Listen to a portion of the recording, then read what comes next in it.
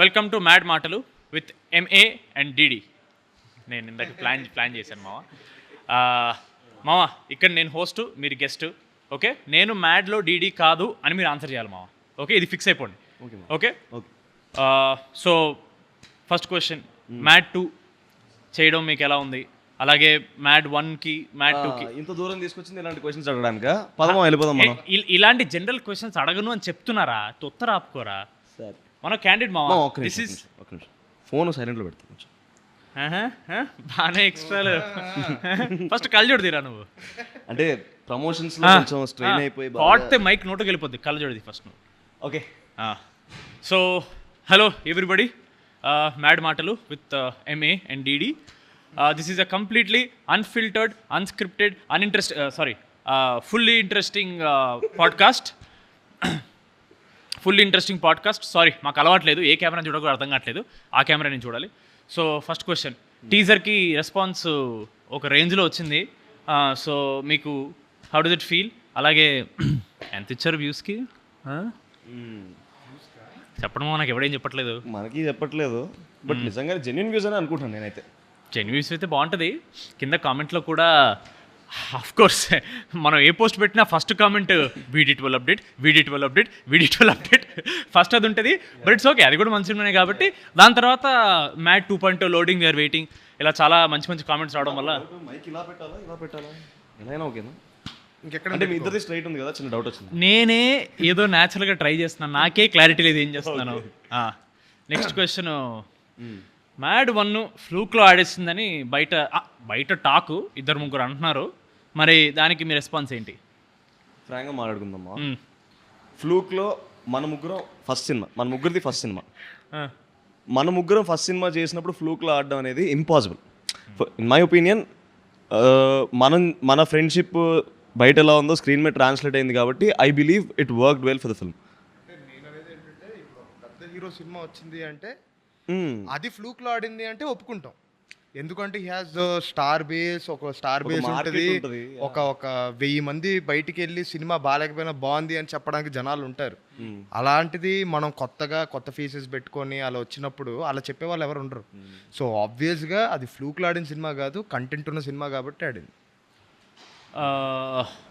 మన వంశీ అన్న ప్రెస్ మీట్లో చాలా ఓపెనింగ్ చెప్పాడు, ఈ సినిమాలో హీరోయిన్స్ లేరని. పాడ్కాస్ట్ పక్కన పెట్టేసుకుంటే పర్సనల్గా ఏమైనా హర్ట్ అయ్యారా? అరే హీరోయిన్స్ లేరేంటి అలాంటి విషయాలు హర్ట్ అవుతారు. చెప్పాం, అరే మామ ఫస్ట్ పార్ట్లో నా హీరోయిన్ లాస్ట్ వరకు రాదురా, నేను చాలా హర్ట్ అయ్యారా. ఎక్సైట్మెంట్ చూడలేదు మామ, చిన్న ముక్కకే మన దాంట్లో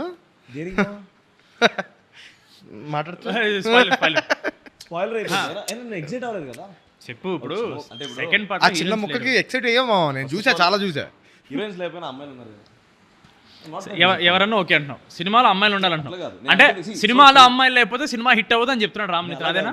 సో బేసికలీ అమ్మాయిలు అనేది అందమ్మా, ఏ సినిమాకైనా సరే ఆ అందం ఉంది కాబట్టి సినిమాలో వర్కౌట్ అవుద్ది అంటాను. హీరోయిన్లు ఉన్నారు లేదా పక్కన పెట్టేస్తే ఫీమేల్ ఎనర్జీ ఇస్ దేర్ మా ఫిల్మ్లో. ఇది ఆన్సర్ బాగా ప్రిపేర్ వచ్చాడు. ఈ టాపిక్ని కూడా వదిలేద్దాం. సో మ్యాడ్ 2 ఏంటి మీ ఎక్స్పెక్టేషన్ ఏంటి? ఎలా ఉంటుందని అనిపిస్తుంది మీకు? నాకైతే చాలా పెద్ద ఎక్స్పెక్టేషన్ ఉంది.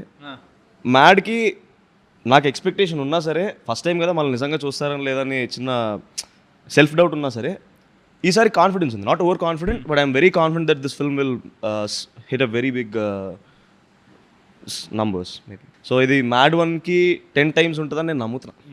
మొన్న వంశీ అన్న ఇగో ఇలాంటి మాటలు మాట్లాడదని చెప్పాడు 10 times. కళ్యాణ్ అన్న కూడా చెప్పాడు, ఇదే ఓవర్ కాన్ఫిడెన్స్ వద్దురా అని.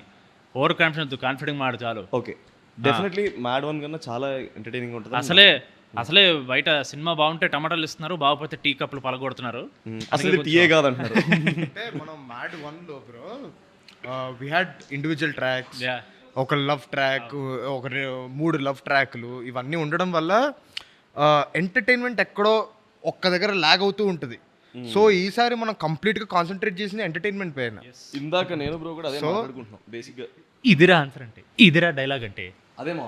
నేను ఇందాక మనతో మాట్లాడుతున్నప్పుడు కూడా డబ్బింగ్ చెప్తున్నప్పుడు ఇప్పుడు డైలాగ్ ప్రతి ఒక్కడు మాట్లాడుతూనే ఉన్నాడు, ప్రతి ఒక్కడు జోక్ వేస్తూనే ఉన్నాడు. 5 ఫ్రేమ్ లో ఉన్నప్పుడు ప్రతిసారి ఫన్ వస్తూనే ఉంది. అంటే గ్యాప్ లేకుండా జోక్ ఉంది కదా. ఫ్రేమ్స్ 5 మంది మినిమం ఉంటాం మనం.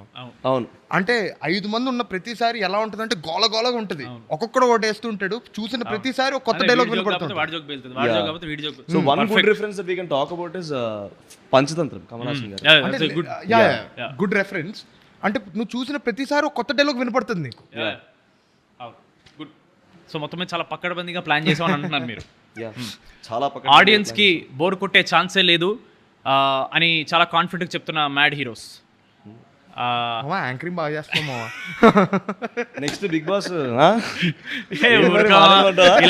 ఇలాంటి మాటలు చెప్పి షెడ్డి సరే.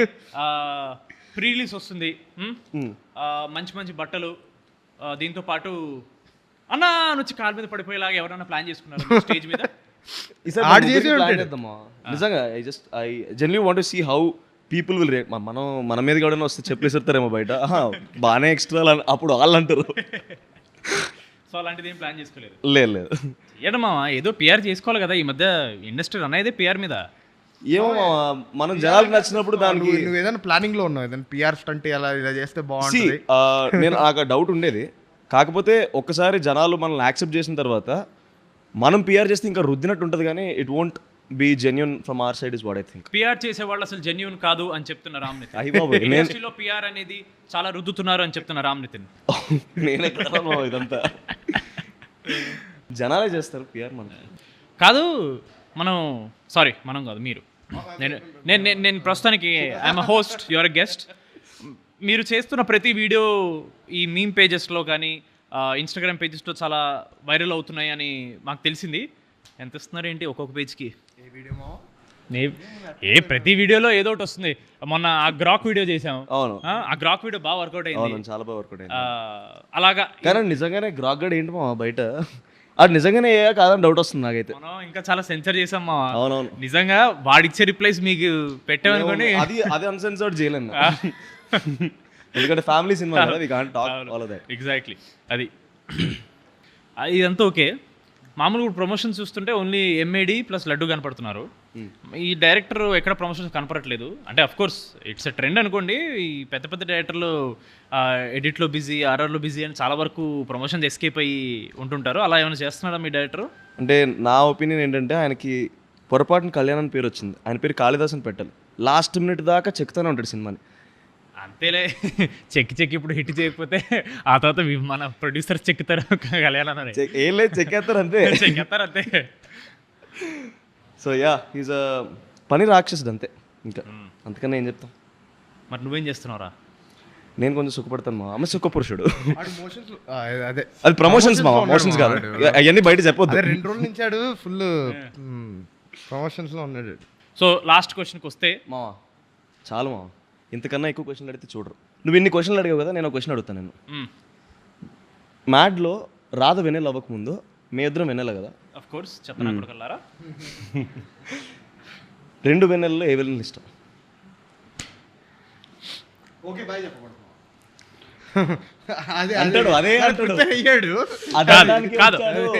ఆన్సర్ చెప్తా. పండు వెన్నెల జాబిలి, ఎవ్రీబడి నిండు వెన్నెల జాబిలి. ఇలా ఉంది పరిస్థితి.